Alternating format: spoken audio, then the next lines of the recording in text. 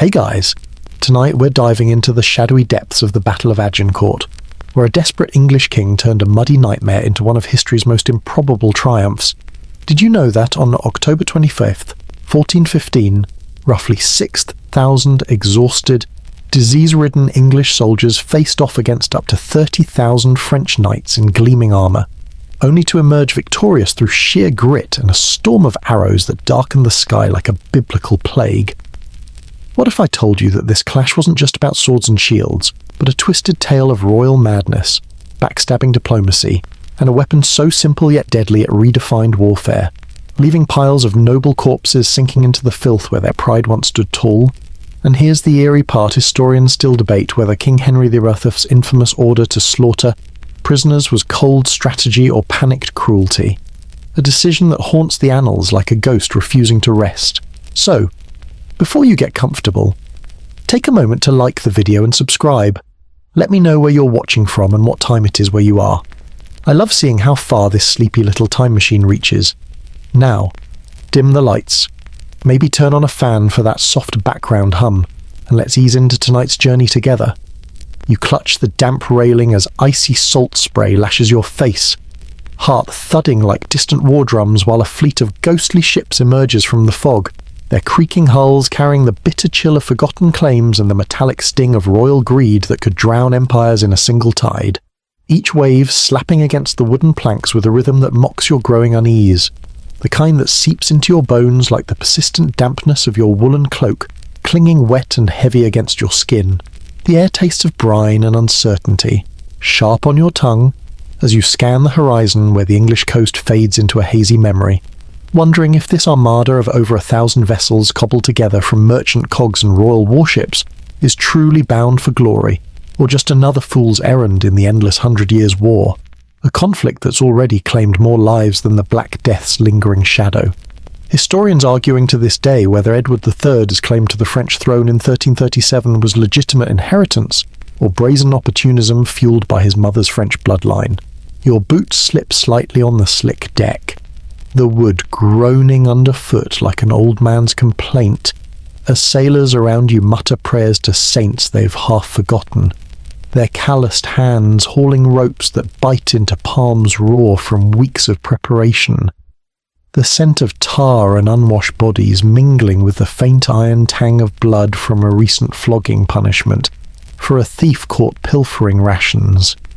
An absurd tidbit from the era when ship's cats were prized not just for rodent control but for their supposed ability to predict storms. Though right now the overcast sky feels more like a personal grudge than any feline omen. You lean forward, wind whipping your hair into stinging lashes across your eyes, as the lead ship signals with flickering torchlight, those recurring flames dancing orange against the grey, mutable like the alliances that brought you here. One moment a beacon of hope, the next a harbinger of smoke-choked battlefields yet to come, and you can't help but smirk at the irony, thinking how this grand invasion fleet, assembled at Southampton with all the pomp of a royal wedding, feels less like conquest and more like waiting in an endless DMV line for a license you might never use. Especially when modern folks complain about traffic jams while forgetting that back then, a simple channel crossing could turn deadly with one rogue wave. Much worse than scrolling through endless emails on a Monday morning. The fog thickens, wrapping around the masts like spectral fingers, and you feel a psychological chill crawl up your spine. Not just from the cold, but from the weight of what's ahead. King Henry V, that warrior prince with a scarred face from a Welsh arrow that nearly ended him at 16. Now gambling everything on this voyage, his demands for French lands and a princess's hand rejected like a bad date. Historians debating whether his piety was genuine faith or clever propaganda to rally the nobles who once plotted his assassination in the Southampton conspiracy, where 3 traitors, including his own cousin, were beheaded just days before sailing, their heads displayed as a grim warning that loyalty wasn't optional. You wipe salt from your lips, tasting the bitterness that mirrors the injustice of it all. How Henry's father usurped the throne from Richard II in 1399, setting off a chain of dynastic squabbles that left England fractured, Black Death's ghosts still haunting villages with empty homes and overgrown fields, a shocking element where survivors turned to desperate measures like using pig bladders, inflated as makeshift floats during floods. Absurd in hindsight, but a testament to the era's raw survival instinct. The ship's bell tolls faintly, a somber note cutting through the mist, and you glance at your companion's knights in rust-flecked mail, archers with calloused fingers from years of mandatory practice, decreed by law since Edward I's time, their longbows slung over shoulders like silent promises of death from afar, and you sense the deep empathy swelling in your chest for these men, pulled from farms and taverns into this madness. Their homes left behind with wives whispering fears of never returning,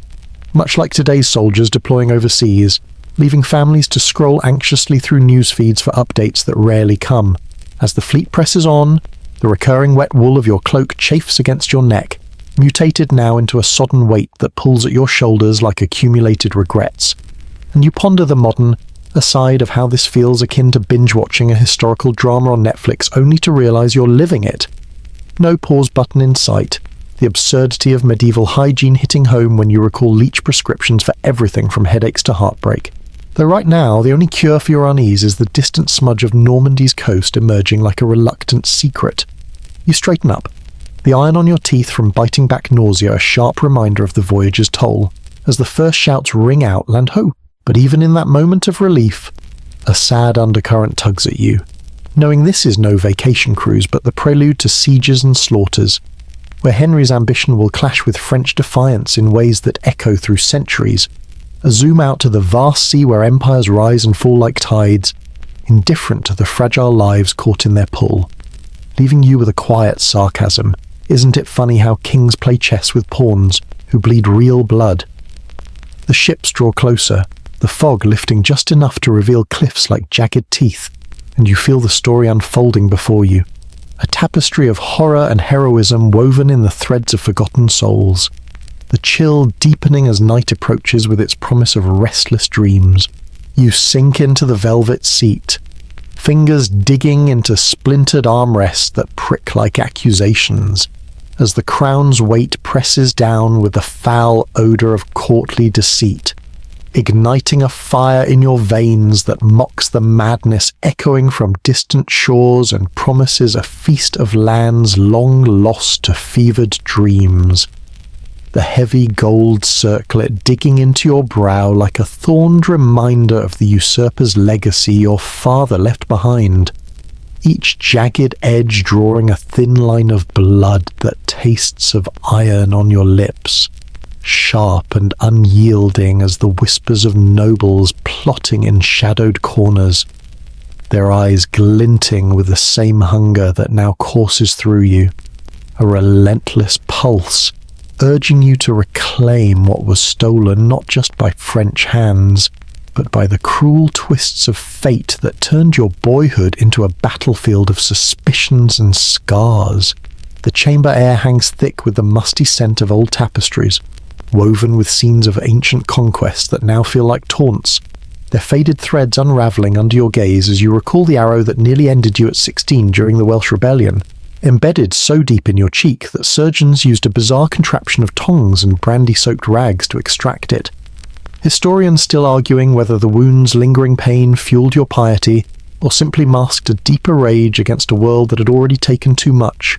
much like how modern athletes push through career-ending injuries with painkillers and sheer spite,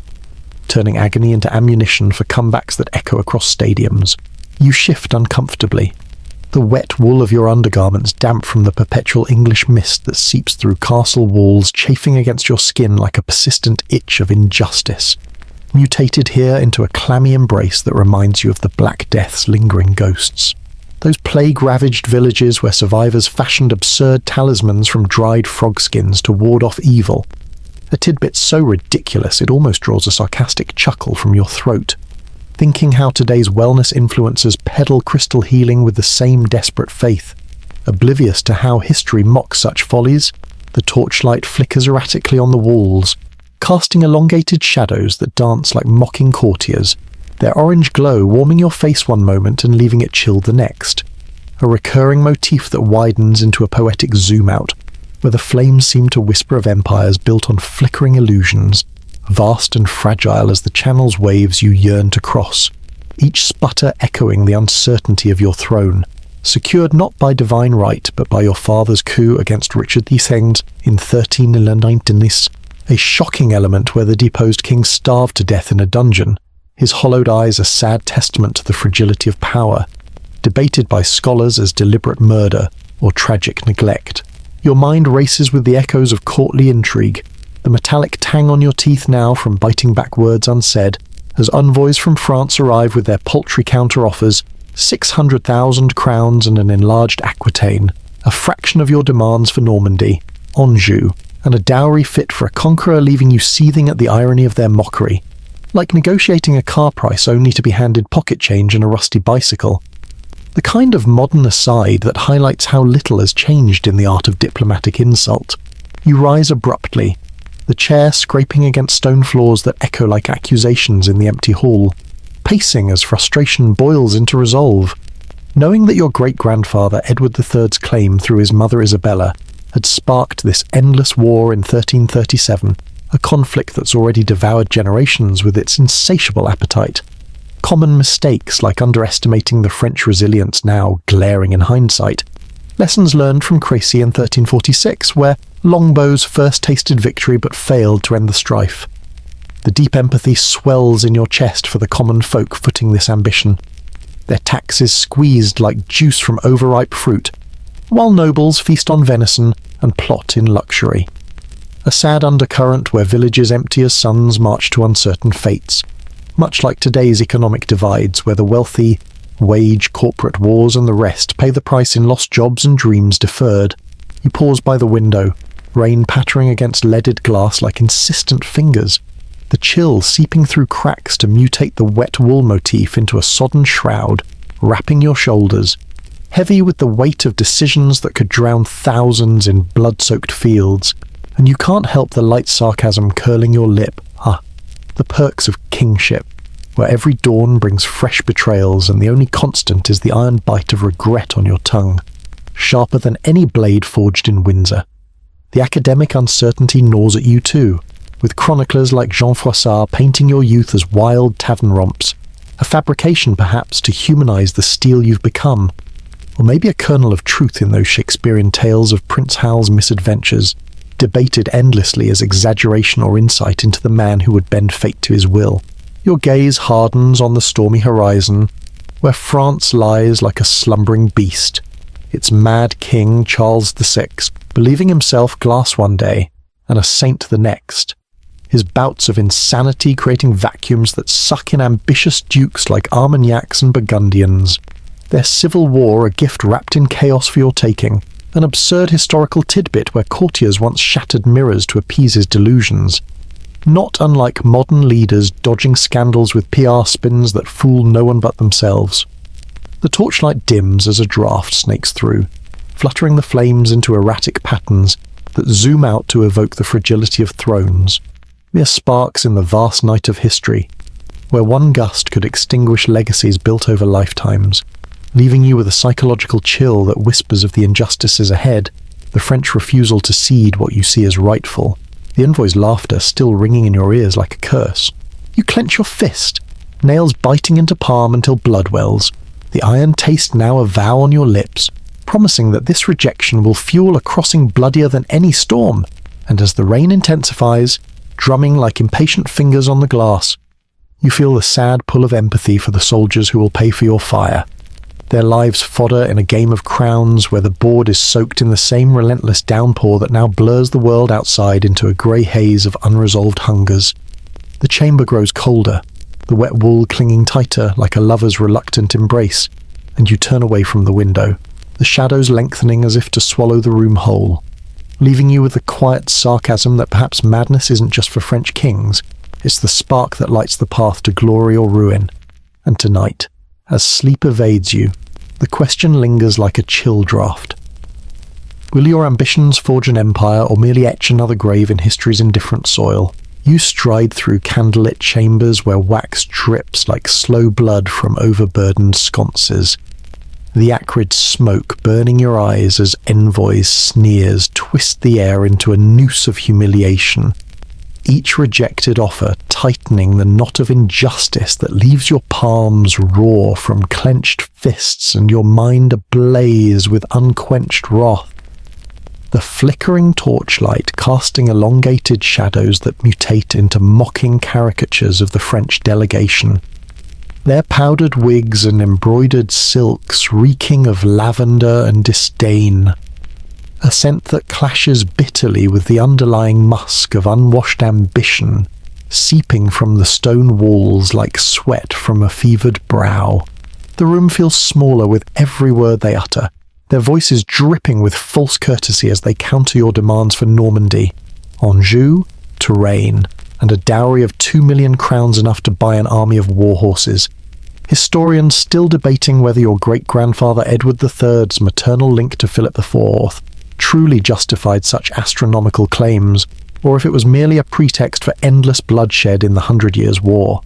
A conflict that by 1415 had already devoured generations like an insatiable beast feasting on the bones of the unwary. You pace the flagstones worn smooth by centuries of royal footsteps, each step echoing like a heartbeat too loud in the silence between insults. The wet wool of your doublet now mutated into a stifling shroud, damp from the perpetual English drizzle, infiltrating the castle, clinging to your skin with the persistence of unresolved grievances.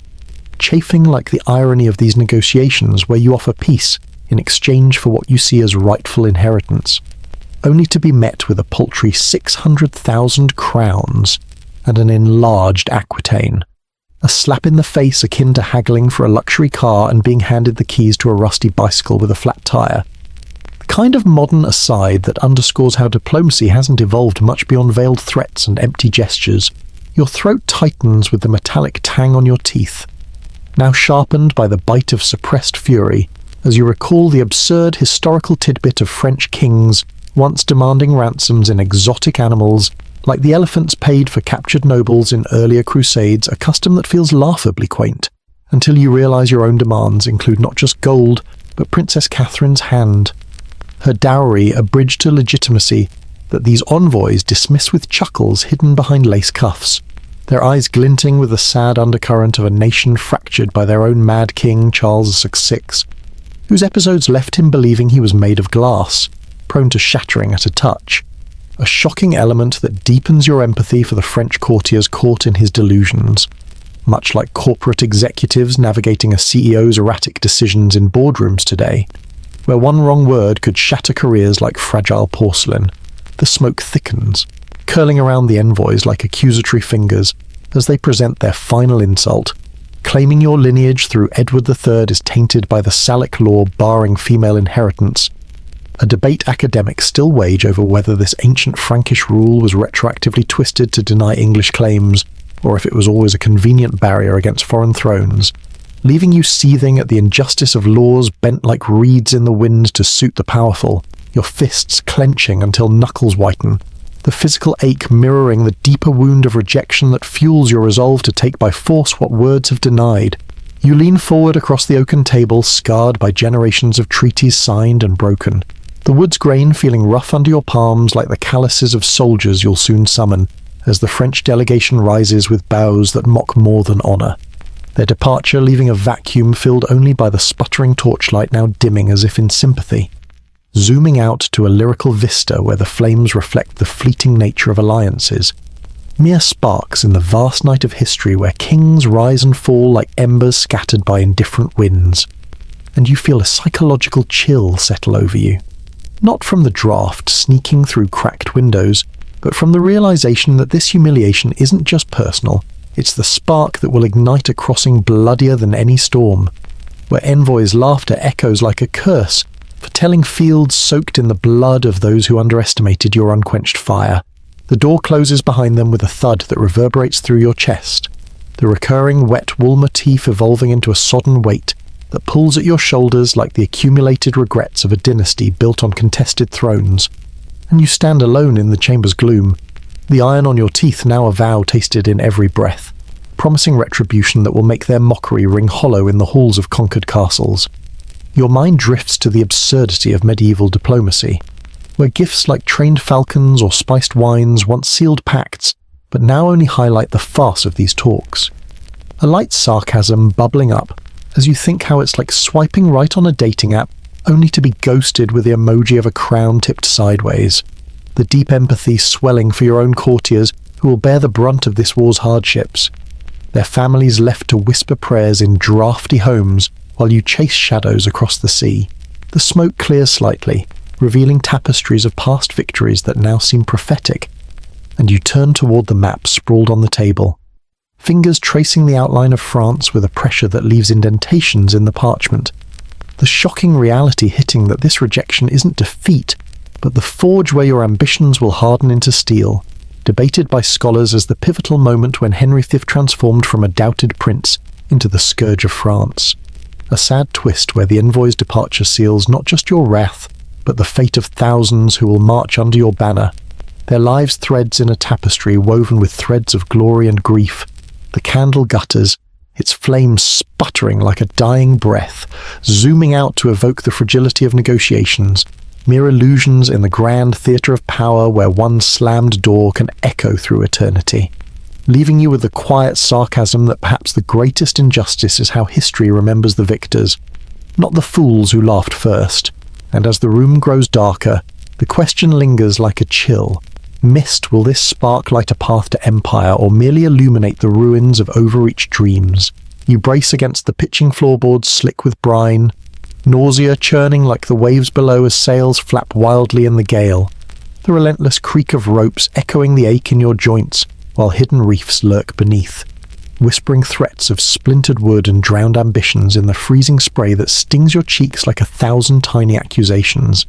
each droplet carrying the salty bite of uncertainty as the fleet lurches forward, over 1,000 ships crammed with men whose faces are etched with the same grim resolve that now knots your stomach. The horizon blurring into a grey smear where England fades like a half-remembered dream, and you wonder if this armada, assembled in Southampton's bustling harbours amid the clamour of hammers and shouts, is truly a force of destiny or just a floating coffin for 12,000 souls. Historians still arguing whether Henry's decision to sail in August 1415 was bold strategy or reckless gamble, given the Channel's notorious moods that had sunk lesser fleets before, much like how today's cargo ships brave container-stacking hazards, only to capsize in rogue waves that mock human hubris with their indifferent power. The deck heaves again, sending you stumbling into a coil of rope that digs into your palms like coarse reminders of the labour that built this voyage. The wet wool of your jerkin mutated now into a sodden second skin heavy with seawater and sweat clinging coldly to your chest, amplifying every shiver as the wind howls through the rigging like scornful laughter from the French coast ahead, where Harfleur waits with its stout walls and defiant garrison, a port that's raided English shores for years with impunity, its capture the first absurd tidbit in Henry's plan to claim not just land but legitimacy. Though academics debate if his biblical threats to slaughter the townsfolk if they resisted were genuine zealotry or calculated terror to break spirits without prolonged sieges, akin to modern psychological operations where drones buzz overhead to unnerve enemies before a single shot is fired. You grip the rail tighter, the iron on your teeth from grinding against the salt-crusted wood, sharpening into a metallic tang that tastes of impending regret, as sailors around you haul lines with grunts that echo the injustice of their lot, pressed men from villages where archery practice was law since Edward III's decree in 1252, their bows stowed below like silent promises of death from afar. A shocking element where some archers fashioned strings from horsehair soaked in urine for extra resilience.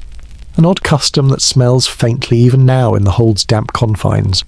Drawing a light sarcasm from your thoughts, isn't it hilarious how medieval ingenuity relied on bodily fluids for warfare? Not unlike today's bioengineered fabrics that wick away sweat but still leave you feeling like a walking sponge after a gym session gone wrong. The ship rolls violently, spray exploding over the bow in a cascade that soaks you anew. The recurring torchlight from signal lanterns on nearby vessels flickering orange against the turmoil, mutable now into erratic beacons that pierce the gloom like desperate pleas, zooming out to a lyrical vista where the fleet becomes a constellation adrift on ink-black waters.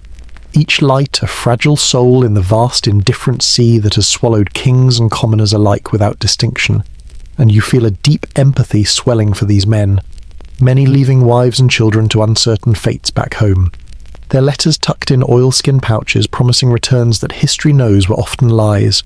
A sad undercurrent where widows would later scrape by on church alms, much like single parents today navigating welfare systems that promise support but deliver bureaucracy's cold embrace. Your stomach lurches again, bile rising with the swell as the absurd historical tidbit of medieval seasickness. Remedies flashes through your mind, chewing on ginger root or staring at the horizon. Though some captains swore by tying a live eel around the neck to draw out the nausea, a practice so ridiculous it almost pulls a sarcastic chuckle from your lips, thinking how it's no worse than popping Dramamine pills that leave you drowsy and disoriented. The modern equivalent of trading one discomfort for another in the name of progress. The fleet presses on, the creak of timbers growing louder as if protesting the weight of ambitions loaded aboard cannonballs stacked in holds. Siege ladders lashed to decks, and the ever-present longbows that will soon darken foreign skies, while you overhear a knight muttering about the Southampton plot, that foiled conspiracy where 3 nobles, including your cousin Richard of Conisbrough, plotted your assassination just days before sailing, beheaded in a spectacle that left heads on pikes as warnings. Academics uncertain if it was French gold or internal jealousy that fueled the betrayal. A shocking twist that hardened your resolve like steel in a forge, reminding you of corporate backstabbings where executives undermine CEOs for boardroom thrones. The injustice as timeless as the waves crashing against the hull. The wind shifts, carrying a faint whiff of land, earthy and green, laced with the promise of conflict, and you brace for the landing near Harfleur's mouth, where the Seine empties into the sea like blood from a wound, the psychological chill deepening as night falls fully, the stars hidden behind clouds that press down like judgmental eyes, zooming out once more to the endless expanse where fleets become specks in history's grand narrative, fragile against the tide's pull, leaving you with the quiet sarcasm that perhaps the greatest folly is believing any voyage ends without scars. And as the first shouts of land sighted pierce the dark, the question coils in your gut like a serpent. Will this crossing forge your legend or merely wash away the illusions of glory in a spray of forgotten foam? You huddle in the trench where mud squelches under your knees like a living thing grasping at your limbs, ears splitting from the thunderous belch of siege cannons that shake the ground, as if the earth itself is retching in protest. The acrid smoke from gunpowder curling into your nostrils and stinging your eyes with tears that blur the crumbling stone walls ahead. Each blast sending shards flying like vengeful spirits, while defenders scramble in the dark to rebuild their bulwarks under cover of night, their frantic hammers echoing like accusations in the gloom, your stomach churning not just from the foul-rising stench of the swamp that's turned the valley into a bubbling cauldron of rot, but from the gnawing realization that this siege at Harfleur, begun in August 1415 as Henry's bold gateway into Normandy, is devouring your army from within. Historians still debating whether the 12 primitive guns hauled from England were revolutionary firepower or overrated novelties that barely dented the 4.5-metre-thick walls, reinforced by 24 towers and a garrison stiffened by Raoul de Gaucourt's 300 men-at-arms, who rode in just in time to slam the sluice gates and flood the approaches, turning the terrain into a disease-ridden mire, much like how modern urban planners underestimate flood zones until a hurricane turns streets into swamps, leaving residents wading through waist-high filth, with that same ironic twist of human hubris ignoring nature's warnings. The wet wool of your gambeson mutated now into a sodden, fungus-laced rag from days of relentless drizzle and sweat clings to your chest like a parasitic embrace, heavy and itching with the promise of rashes that bloom like unwelcome flowers on exposed skin, the fabric's damp weight pulling at your shoulders as you load another stone into the trebuchet's sling, the creak of its wooden arm groaning like an old man's joints under the strain. Absurd historical tidbit flashing through your mind about how medieval engineers sometimes used human hair ropes for extra elasticity in these machines, harvested from convicts or the dead in a macabre recycling that feels eerily similar to today's synthetic fibres woven from recycled plastics. Though back then the faint scent of decay lingering in the cords added a layer of grim authenticity no factory can replicate. You cough into your sleeve,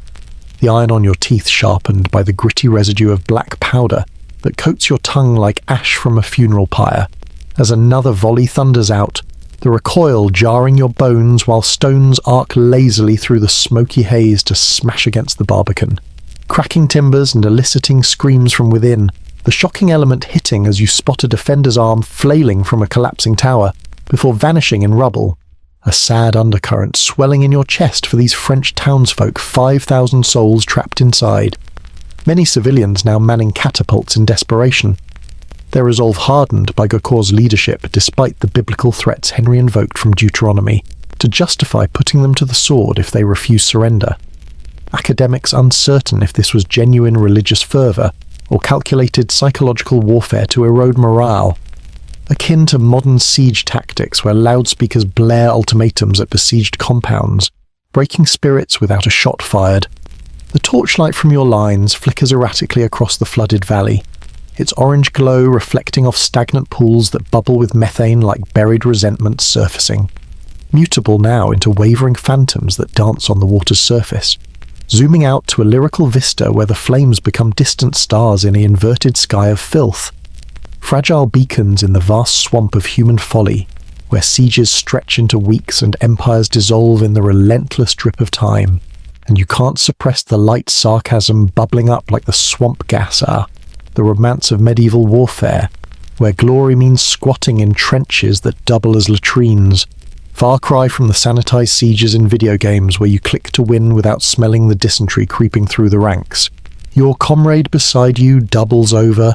retching into the muck with a sound that twists your own gut in empathy. The deep pull of shared suffering reminding you of the invisible enemy already at work.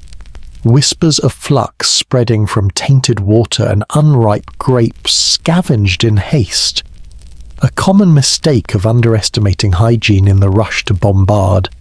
Lessons learned too late as earls and archers alike succumb to cramps that leave them writhing like possessed souls. Much like how today's campers ignore water purification tablets, only to spend nights hugging a bush in regretful agony. The night deepens, the cannons roar, fading into sporadic coughs as powder runs low, and you feel a psychological chill slither down your spine, not from the wind whistling through the siege lines, but from the injustice of it all. Henry's promise of quick victory dissolving in this quagmire, where the French counter-mines clash underground in suffocating darkness, sappers stabbing blindly in the dirt with picks that ring like funeral bells, debated by scholars as ingenious defense or desperate flailing. A shocking twist where one intercepted tunnel led to a collapse that buried alive a dozen English miners, their muffled cries haunting the survivors like ghosts demanding why glory always demands such buried sacrifices. You wipe grime from your face, the mud caking your fingers like a mask of complicity, as the recurring wet wall evolves into a festering layer breeding lice that crawl with irritating persistence. A sad echo of the broader plague where the Black Death survivors now face this man-made hell. Their resilience tested anew in a war that feels eternal, the absurdity hitting as you recall leech prescriptions for balancing humours, applied by camp surgeons with bloodletting bowls that overflow like the Seine's banks, not unlike alternative medicine fads today where cupping leaves bruises marketed as healing. The irony sharp as the lancet-piercing vein. The defender's catapults answer with a whoosh, a stone whistling overhead to crash nearby in a spray of earth and screams,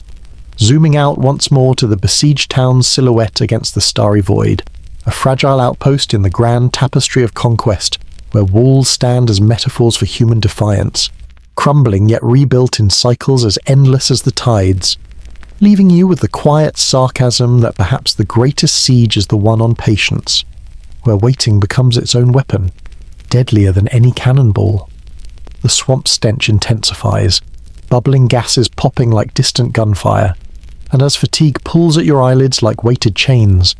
the question drifts through your mind like smoke: will this endless pounding breach the walls or merely erode your soul, piece by crumbling piece, in a night that stretches into an eternity of doubt and damp despair? You crawl through suffocating darkness, where the earth's clammy walls press in like the embrace of a grave too eager,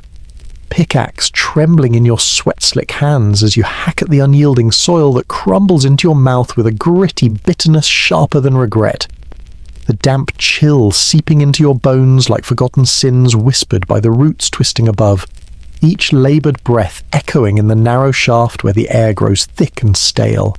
laced with the metallic tang on your teeth, now mutated from iron to the coppery dust of unearthed minerals that coats your tongue like a miner's curse. Historians still arguing whether these desperate sapping efforts under Harfleur's walls in September 1415 were ingenious engineering or suicidal folly, given how the French counterminers intercepted English tunnels with eerie precision, collapsing them in cave-ins that buried men alive amid screams muffled by tons of dirt, much like how modern subway diggers face sudden floods or gas pockets that turn routine jobs into nightmares. The irony biting as you think how today's tunnel-boring machines chew through rock with mechanical indifference while you scrape by hand, fingers blistering raw in a medieval lottery where one wrong strike could flood the passage with the Seine's brackish overflow. The wet wool motif evolves here into the sodden earthen damp that soaks your tunic through breaches in the timber supports, clinging like a shroud woven from mud and despair, heavy enough to drag at your movements as you inch forward on elbows scraped bloody against jagged stones. The absurd historical tidbit flickering in your mind that sappers sometimes douse the walls with vinegar to soften the clay. A household staple turned weapon in a pinch. Not unlike how vinegar hacks dominate TikTok for cleaning everything from coffee stains to karma, though down here it smells more like pickled defeat than any clever shortcut. Drawing a light sarcasm from your thoughts are the ingenuity of desperation, where a salad dressing becomes your best ally against a fortress that laughs at your efforts from above. You pause, heart pounding against ribs that ache from the confined crawl, as a faint vibration rumbles through the soil like distant thunder, the shocking element hitting when you realize it's the enemy pickaxes closing in, their shadows colliding in the gloom ahead, where torchlight mutable now into a faint, sputtering glow from a grease-soaked rag lantern you drag behind casts erratic flickers that dance like phantoms on the dripping walls, zooming out to a lyrical vista where the tunnel becomes a vein in the earth's vast body, pulsing with the fragile lives burrowed within, fragile threads in a tapestry of siege where one collapse could erase you without a trace. And you feel a deep empathy swelling for these fellow diggers, common men pressed from English farms into this subterranean hell, their families back home whispering prayers over empty hearths, a sad undercurrent where many would never surface, lost to cave-ins or the French blades waiting in the dark, much like coal miners in Victorian shafts who choked on black lung while owners counted profits above. The injustice as timeless as the dirt caking your nails. Your pick strikes again, the clang reverberating too loudly, and suddenly the wall gives way in a shower of soil that buries your legs up to the knees, panic coiling in your chest like a serpent as you claw free. The psychological chill deepening not from the cold, but from the realization that this underground war mirrors the one above blind stabs in the dark, where English and French alike grope for victory without seeing the cost. Academics uncertain if these mining duels shortened the siege or merely prolonged the suffering, debated as wasteful bravado or necessary breach. A surprising twist revisiting Raoul de Gaucourt's story. The French commander who slipped 300 reinforcements into Harfleur just before the gates sealed. His bold ride turning a quick capitulation into a month-long ordeal that claimed a third of your army to dysentery, though in a cruel irony Gaucourt himself would later surrender honourably at Agincourt only to be ransomed back, outliving the very king who captured him, a testament to fate's capricious hand that leaves you smirking in the dim light life's lottery, where a tunnel rat like you might end crushed while nobles barter their way to freedom. Not unlike corporate whistleblowers buried in paperwork while executives parachute out with golden severances, you press on, the lantern's glow waning as tallow sputters, casting elongated shadows that twist like accusations on the curved ceiling, the air growing fouler with each yard, heavy with the scent of sweat and fear mingled with the earthy rot of disturbed soil, your breath shallow to avoid inhaling the dust that coats your lungs like a fine powder of doom. The common mistake of rushing the dig now glaring as timber groans under the weight above. Lessons learned too late in the collapse of a nearby shaft that buried 3 comrades yesterday, their final gasps haunting your dreams like echoes in this endless burrow. Much like tunnel collapses in Chilean mines where trapped workers survived on shared rations and hope. The empathy tugging at you for those French counterparts tunneling toward you, enemies in name but brothers in this shared misery of clawing through the dark for masters who feast in lighted halls. The vibration intensifies, a low hum that sets your teeth on edge, the iron tang returning as you bite your lip in anticipation, and suddenly a breach opens ahead. Enemy faces materializing in the gloom like specters from the soil, picks swinging in frantic clashes that ring metallic in the confined space. Sparks flying as steel meets steel, the shocking frenzy of it all where you stab blindly at shadows, blood warm and slick on your hands as a foe crumples with a gurgle. The sad twist that this nameless digger might have been a farmer like you, pulled from fields to die in this lightless void, debated by scholars as the siege's hidden horror, where more fell to collapses and skirmishes below than to cannon fire above, a light sarcasm whispering in your mind that perhaps the real war is against the earth itself. Indifferent to flags or crowns, swallowing all with equal greed, you retreat gasping as the tunnel fills with shouts and falling dirt, the lantern tipping to spill its flame onto damp ground where it hisses out in a puff of smoke, plunging you into absolute black, zooming out to the poetic abyss where the shaft becomes a metaphor for ambition's depths, endless and devouring, fragile lives mere sparks extinguished in the void, leaving you with the quiet sarcasm that glory's price is paid in darkness, where no one sees the tears mingling with sweat, and as the sounds of pursuit fade into muffled thuds, the question burrows into your soul like a worm through soil: will this subterranean nightmare yield victory's light, or merely bury you deeper in the unfeeling embrace of forgotten earth, where sins and secrets alike dissolve into dust? You double over in agony, the relentless cramps twisting your guts like wet ropes wrung by invisible hands, as the foul reek of your own sickness rises in waves that choke the air around the sputtering campfire. Comrades slumping silent one by one with pallid faces glistening in the flickering torchlight that dances orange and mocking on their sweat-soaked brows. The bitter taste of unripe grapes lingering on your tongue like a cruel jest from the orchards you raided days ago, now turning against you in this besieged hell outside Harfleur's unyielding walls, where the September damp has transformed the valley into a steaming cauldron of rot that seeps into every pore. Historians still debating whether the outbreak of dysentery in 1415 claimed more English lives than French blades ever could, with estimates suggesting up to a third of Henry's 12,000-strong army withered away in those fetid trenches, much like how modern travellers dismiss travellers' diarrhea as a minor inconvenience until it leaves them curled in hotel bathrooms praying for mercy. The irony sharpening as you realise those pilfered fruits, tart and tempting under the Norman sun, were laced with the same invisible poison that now ravages your innards, a common mistake of foraging in haste without boiling water or heeding the camp surgeon's warnings. Lessons learned too late in the sludge, where hygiene is a luxury forgotten amid the thunder of cannons. The wet wool of your breeches mutated now into a sodden, fever-damp rag that clings like a parasitic lover. Breeding chills that race up your spine in shudders amplifies the misery,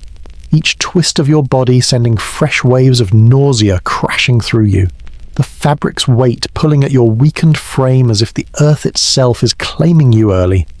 A absurd historical tidbit whispering in your delirium about how medieval soldiers sometimes stuffed their undergarments with dried herbs like wormwood to ward off flux, though it often did little more than add a herbal tang to the overwhelming stench of bodily failure.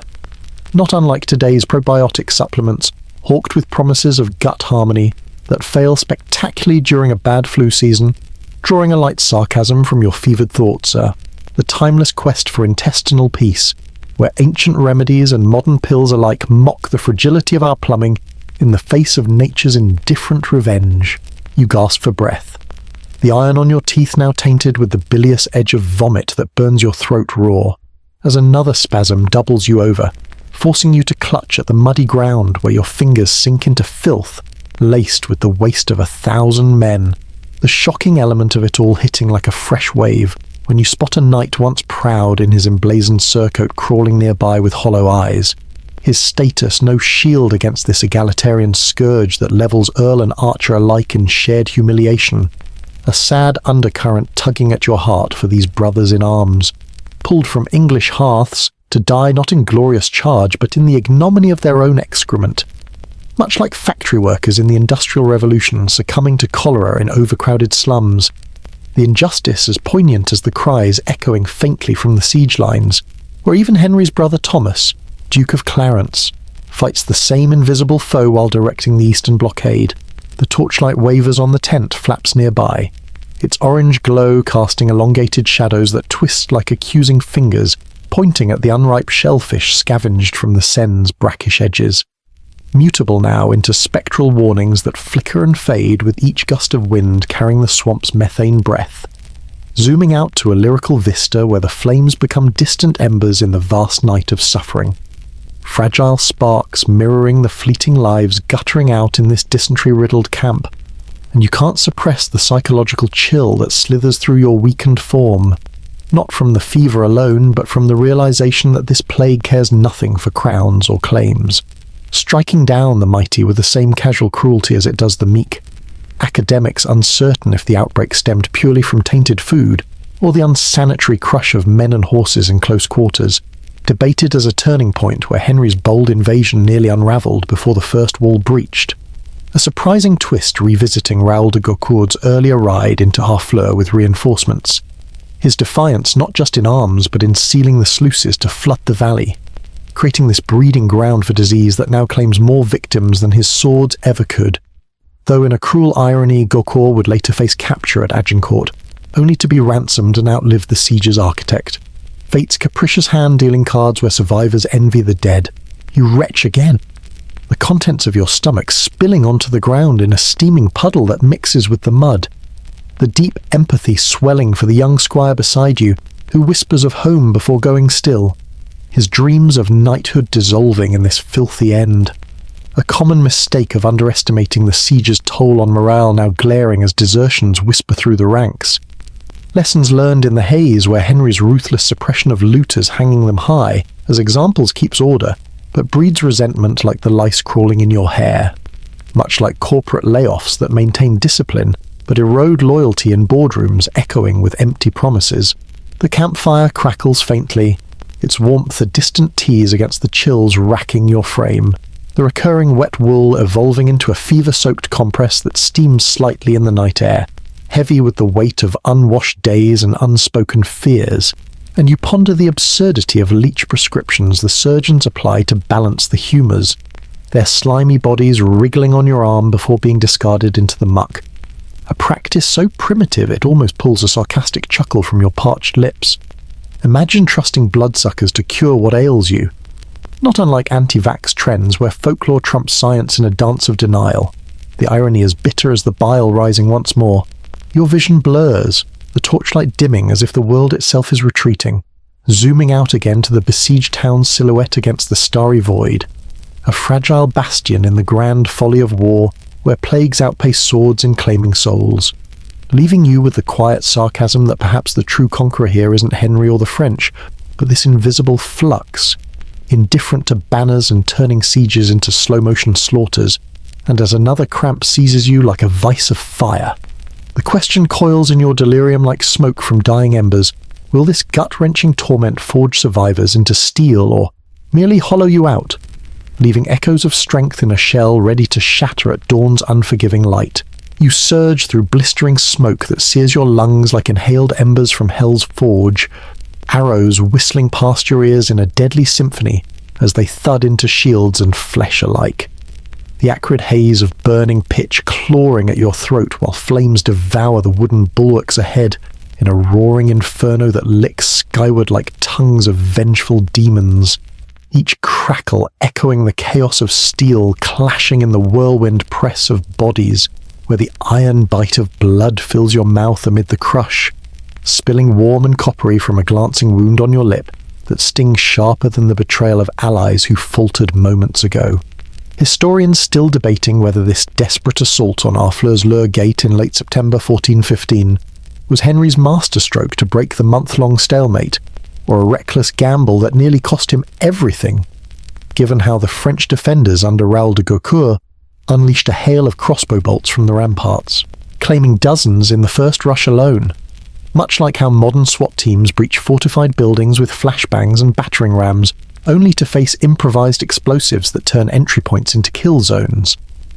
The irony twisting in your gut as you realise this medieval charge feels less heroic and more like rushing a Black Friday sale, where the doors jam and the crowd tramples itself in blind frenzy. The wet wool of your padded gambeson mutated now into a smoke-soaked rag heavy with sweat, and grime that clings like a lover scorned, breeding blisters where it rubs raw against your skin. Amid the jostle amplifies the heat's assault, steam rising from the fabric as flames roar closer, the fabric's damp weight pulling at your every lunge forward while comrades scream and fall around you, their shields splintering under the relentless barrage that turns the approach into a gauntlet of death. An absurd historical tidbit flickering through your adrenaline-fueled haze about how some English assailants wrapped their ladders in wet hides to resist fire arrows. A primitive flame retardant not unlike today's firefighters dousing gear in water before charging into blazes. Though down here the hides reek of tannery rot that mingles with the char of burning timber. Drawing a light sarcasm from your panting breaths. The glamour of siege warfare,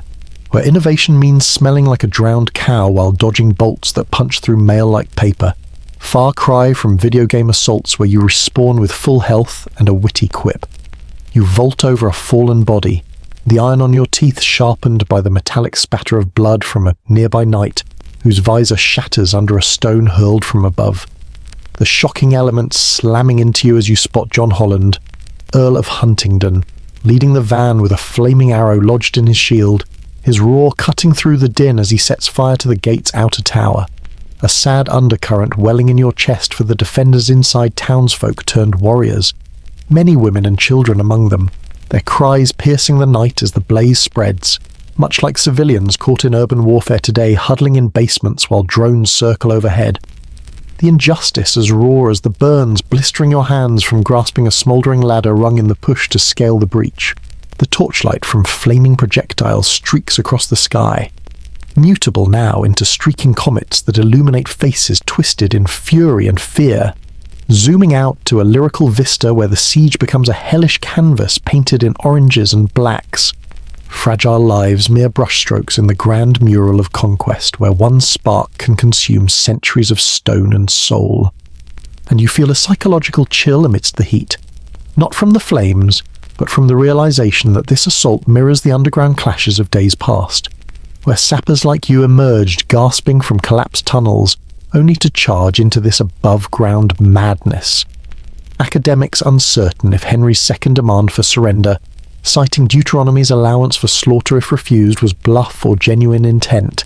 debated as psychological terror that finally broke the will of Harfleur's 5,000 inhabitants.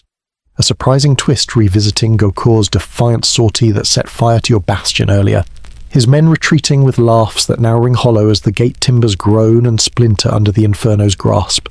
Though in cruel fate he'd yield the town just days later, outliving the siege to face ransom and release. Fate's hand dealing survival where death seemed certain. You press forward in the crush, shield raised against the arrow hail that thins but never stops. The physical shove of bodies behind you propelling you into the breach, where steel meets steel in frantic parries. Your sword arm aching from the jolt of blocking a French halberd that nearly cleaves your helm. The common mistake of overextending in the chaos now glaring as a fellow Englishman stumbles and takes a bolt to the thigh. Lessons learned in the blood-slick mud where formation holds the key to survival. Much like riot police linking shields against protesters' surges. The empathy tugging at you for the French guard whose face you glimpse through the smoke young, terrified. No different from the boy you were before this war swallowed your youth. A sad echo of shared humanity lost in the roar. The flames leap higher, consuming the gate in a cascade of sparks that rain down like fiery judgment. The acrid smoke thickening to choke your vision, while comrades cheer hoarsely at the widening gap. The absurdity hitting as you recall leech prescriptions the surgeons peddle for smoke inhalation, their slimy applications on charred skin, a futile gesture against burns that scarred deeper than flesh. Not unlike burn creams in today's ERs, that soothe but can't erase the memory of fire's kiss. The light sarcasm curling your smoke-parched lips, imagine trusting bloodsuckers to heal what flames have wrought. A medieval band-aid on a bonfire wound. Your lungs burn fiercer. The torchlight now a blazing halo around the breach where Huntingdon waves you onward. His surprising return from earlier wounds a twist that bolsters morale like a ghost risen to lead. And as you plunge into the fray, swords swinging in arcs that clash with desperate pikes, the question sears through your mind like the heat itself. Will this fiery breach open the path to victory or merely consume you in its insatiable maw? Leaving ashes where ambitions once burned bright, you kneel before the victors, throat dry as parchment scraped raw by the desert wind of defeat, as the echo of biblical threats rings in your ears like distant bells tolling for souls already damned. The gates of Harfleur creaking open with a groan that mimics the reluctant surrender of 5,000 townsfolk who now shuffle out in ragged lines. Their faces hollowed by weeks of starvation and the relentless pounding of English cannons that still smoke faintly in the background, each step crunching on rubble that bites into bare feet like shards of broken promises. Wondering if this capitulation on September 20, 1415, after a siege that dragged on far longer than Henry's impatient ambitions allowed, was truly mercy, or just a slower form of slaughter. Historians still arguing whether the king's invocation of Deuteronomy granting him divine right to put resistors to the sword was a bluff to hasten yield, or a genuine glimpse into his pious ruthlessness. Much like how modern negotiators dangle plea deals in courtrooms to extract confessions without the mess of trials, the irony curling in your parched mouth as you realize those ancient verses, meant for ancient sieges, now twist lives into exile's cold grip, far removed from the sanitized peace accords signed in air-conditioned UN chambers, where no one tastes the dust of displacement. The wet wool of your tattered cloak mutated now into a threadbare rag stiffened by dried sweat, and the grime of weeks without wash, heavy with the weight of Harfleur's flooded valley, that turned approach paths into bogs of despair clings to your hunched shoulders like a shroud of shame, its damp fibres breeding an itch that crawls across your skin in prickles of injustice, as Raoul de Gaucourt, the defiant French lord who slipped reinforcements through your lines at the siege's start, now steps forward with head held high to offer the keys on a velvet cushion stained by rain and regret, his eyes meeting yours with a flicker of unbowed pride that deepens the empathy in your chest for this man who fought not for glory but for home, a sad undercurrent where his bold ride weeks ago prolonged the suffering that now ends in oaths of fealty sworn on bended knees, much like whistleblowers today who stand against corporations only to be forced into NDAs that silence their truths without erasing the scars. You swallow hard, the iron on your teeth sharpened by the ashy residue of smoke from the burned bulwarks that still smoulders nearby, as Henry accepts the surrender with a nod that masks his relief, his army ravaged by dysentery. A third lost to the flux that twisted guts like yours in nights of endless agony, the absurd historical tidbit drifting through your mind that some defenders resorted to eating rats, roasted over hidden fires to stave off hunger. A desperate measure not unlike survivalists today stockpiling canned goods for apocalypses that never come. Drawing a light sarcasm from your thoughts are the fine dining of sieges, where vermin becomes delicacy and victory tastes of bile. Far cry from gourmet deliveries that arrive at your door with a smile and no strings attached. The torchlight from English lines casts long shadows over the procession of exiles, mutable now into wavering giants that stretch across the ruined fields like accusatory fingers pointing at the biblical justifications Henry wielded like a blade, zooming out to a lyrical vista where the flames become distant beacons in the twilight of conquest, fragile signals in the vast dusk of human folly where one yielded town can spark empires or merely illuminate the ruins of overreached mercy, and you feel a psychological chill slither through the assembled crowd. Not from the cooling autumn air, but from the realization that this surrender isn't freedom, but a chain of oaths binding souls to a foreign king. Academics uncertain if Henry's leniency, allowing loyalty-sworn residents to stay while expelling the rest, was pragmatic governance, or calculated propaganda to portray him as just ruler rather than tyrant, debated as a masterstroke that garrisoned the port with 900 archers and 300 men-at-arms without alienating the populace entirely. A surprising twist revisiting Gaucourt's story, where this very man, paroled to Calais on honour, would later break his word in subtle ways that prolonged the war's shadows. Fate's hand dealing survival laced with resentment. You rise unsteadily, knees grinding into the gravel that embeds like accusations in your flesh, as the exiles file past with bundles slung over shoulders, bowed by defeat, their whispers carrying the injustice of homes forfeited to English governors who now stride in with ledgers and seals. The shocking frenzy of the final assault replaying in your mind, flames engulfing the gates, arrows hailing like judgment, the crush where you plunge through the breach only to find the fight ebbing as sections of the population wavered under the threat of storming slaughter. a common mistake of prolonging resistance now glaring in the haunted eyes of those marching into uncertainty. Lessons learned in the blood-smeared aftermath where mercy's price is paid in uprooted lives. Much like refugees today fleeing war zones with nothing but the clothes on their backs. The empathy tugging at you for these French families. Their children clutching parents' hands in wide-eyed fear. A sad echo of your own losses in the flux-riddled camps where comrades withered without fanfare. The procession thins. The torchlight dimming as clouds swallow the moon. The recurring wet wool evolving into the ragged remnants of cloaks fluttering in the wind like tattered flags of submission, heavy with the tears of those who swear fealty through gritted teeth. And you ponder the absurdity of medieval parole systems, where nobles like Agincourt walk free on promises alone, a practice so trusting it almost pulls a sarcastic chuckle from your dry lips. Imagine releasing your enemy on a pinky swear, not unlike bail bonds today where cash buys freedom, but trust is the real currency often defaulted. The irony is bitter as the oaths echoing hollow in the night. Your gaze lingers on the open gates, now a Moor yawning into the town's emptied streets where English banners rise like conquerors' claims, the academic uncertainty gnawing at whether this yield marked the siege's true end, or merely shifted the war's burdens to the march ahead, debated as a Pyrrhic victory that hollowed Henry's ranks for the trials to come, a shocking twist where the flux followed you like a shadow, claiming more in the retreat than the assault ever did, leaving you with the quiet sarcasm that surrender's yield is never sweet, merely a bitter pill swallowed under duress, and as the last exile vanishes into the mist, the question drifts through the cooling air like smoke from dying embers: will this broken gate lead to empire's dawn, or merely open the path to greater exiles, where oaths bend like reeds in the wind of forgotten mercies? You plod along sodden paths where boots sink into grasping mire that tugs at your ankles like greedy fingers from below. Each step a laborious pull that sends tremors up your legs already aching from weeks of unrelenting march. The gnawing emptiness hollowing your belly into a void that echoes with every rumble of hunger as whispers of French pursuers rustle through the autumn leaves like spectral warnings carried on the wind. Their distant horns mocking your fatigue while biting gusts lash regrets across your fevered skin,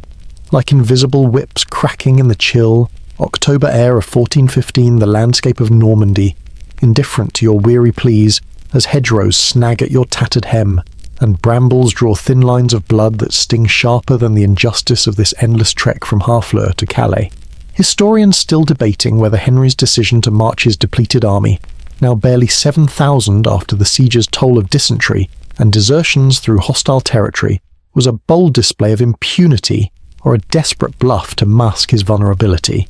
much like how modern hikers underestimate a trail's demands only to face exposure and exhaustion in national parks where rescue helicopters become reluctant saviors. The irony deepening as you realize this chevauchée, meant to pillage and provoke, now feels like punishment self-inflicted. Far removed from the romanticized road trips where gas stations offer snacks and solace at every turn. The wet wool of your cloak mutated now into a sodden shroud, heavy with rainwater and the sweat of feverish nights, breeding a clammy itch that crawls across your back in prickles of irritation, clings to your frame like a lover turned tormentor, its weight dragging at your shoulders as you trudge onward, the fabric's damp fibers amplifying every shiver in the relentless downpour that turns the paths into rivers of mud.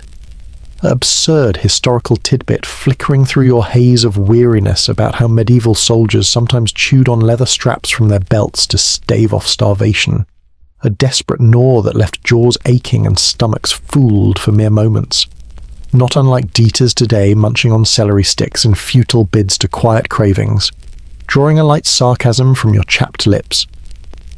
The fine cuisine of the march, where boot leather becomes a delicacy and victory tastes of nothing but the void. A far cry from drive-through indulgences that fill bellies without the march's merciless grind. You swallow against the iron on your teeth, sharpened now by the gritty residue of roadside grit mixed with the blood from a split lip earned in a skirmish with French scouts yesterday. As another wave of weakness washes over you from the flux that still lingers in your guts like a persistent thief, stealing strength with every cramp that doubles you over briefly before you force yourself straight. The shocking element of it all hitting when you spot a comrade collapse ahead, his face pale as parchment under the overcast sky, whispering of home before going still in the muck, a sad undercurrent welling in your chest for this archer from Yorkshire, who shared tales of his wife's baking around campfires now extinguished by the rain. Much like families today scrolling through obituaries online, grasping for closure in digital ghosts, the injustice as raw as the blisters bursting on your feet, where ill-fitting boots rub skin to bloody pulp. Common mistakes like ignoring the signs of fatigue now glaring in the hollow eyes of the column. Lessons learned too late on this 230-kilometre detour turned into a 426-kilometre nightmare after the Somme crossings were blocked, where guarded fords forced endless loops through thorn-choked fields that snag and tear like nature's own sentinels. The autumn gusts intensify, carrying the faint scent of wood smoke from distant villages where peasants huddle in fear of your passing. Their hearths a tease of warmth you'll never share as Henry enforces strict no-looting edicts to maintain discipline. The torchlight from scouts' lanterns ahead, flickering orange against the twilight gloom, mutable now into wavering guides that bob like will-o'-the-wisps leading you deeper into uncertainty, zooming out to a lyrical vista where the march becomes a serpent coiling through the rolling hills, fragile lives mere scales on its back sloughing off one by one in the vast indifference of the countryside. And you feel a psychological chill deepen not from the wind, but from the realization that this trudge mirrors the broader war endless, eroding, where kings dream of crowns while soldiers pay in blistered miles and empty stomachs. Academics uncertain if Henry's mounted march was meant to demonstrate control over claimed lands, or simply a hasty retreat disguised as defiance. Debated as tactical genius or logistical blunder that nearly unravelled the campaign before Agincourt's mud could claim its due. A surprising twist revisiting Thomas, Duke of Clarence's story. Henry's brother who led the eastern blockade at Harfleur, only to succumb briefly to the same flux ravaging the ranks. His recovery a brief spark of hope amid the attrition,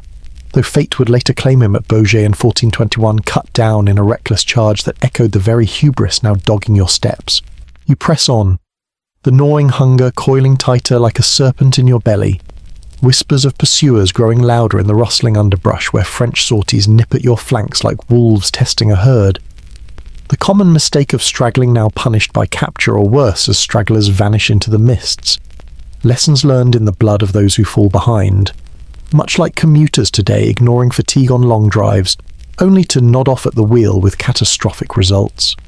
The empathy tugging at you for the Welsh longbowmen marching beside you. Their songs silenced by exhaustion. Homes left behind in misty valleys now seeming as distant as legends. A sad echo of shared exile in this foreign wild where regrets lash fiercer than the wind. The path narrows, brambles clawing at your legs in scratches that burn like accusations of folly. The recurring wet wool evolving into a rain-saturated burden that sloshes with every step, heavy with the accumulated despair of miles unending. And you ponder the absurdity of medieval foraging remedies where soldiers boiled nettles into soup to quell hunger pangs. A stinging harvest that left tongues numb, but bellies briefly fooled. A practice so prickly it almost pulls a sarcastic chuckle from your weary chest. Imagine dining on weeds that fight back. Not unlike vegan trends today where kale smoothies promise vitality, but deliver only gritty discomfort. The irony is biting as the thorns snagging your path. Your vision blurs from fatigue, the scouts' lanterns dimming ahead like failing stars, zooming out once more to the serpentine column winding through the dark. A fragile procession in the grand indifference of night, where one misstep can swallow souls without trace, leaving you with the quiet sarcasm that perhaps the true enemy isn't the French, but this unrelenting march itself, indifferent to pleas and turning ambitions into echoes of pain. And as the rain intensifies into a lashing veil that stings your face like regrets unspoken, the question drifts through the downpour like a chill mist. Will this endless trudge forge you into steel for the battles ahead, or merely erode your spirit, step by sinking step, in a wilderness that cares nothing for kings or their weary followers, where pleas dissolve into the indifferent roar of the storm? You gaze at the swollen river's mocking flow, icy tendrils of mist rising from its surface like ghostly breaths escaping drowned lungs. Frustration coiling like a serpent in your chest as guarded French banners flutter on the far bank,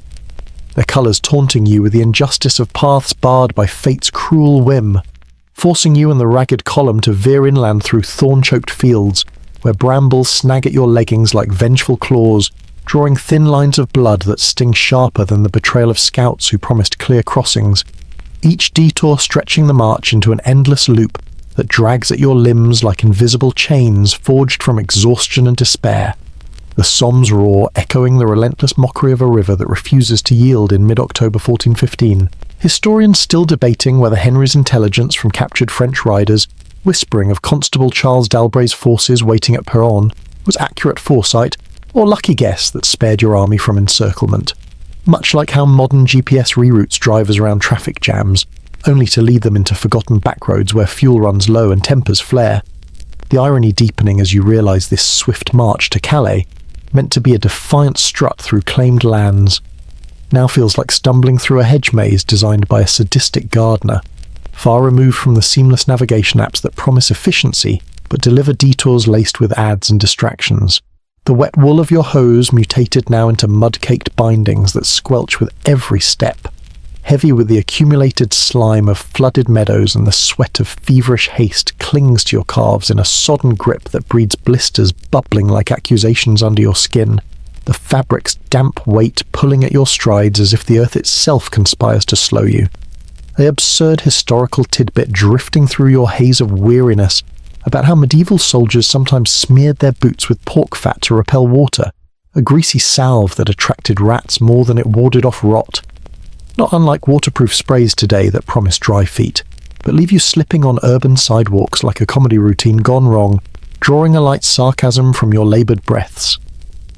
The pinnacle of military innovation, where lard becomes your best friend, and victory smells suspiciously like bacon. A far cry from the high-tech Gore-Tex that keeps hikers smugly dry while you wallow in this primordial soup of a path.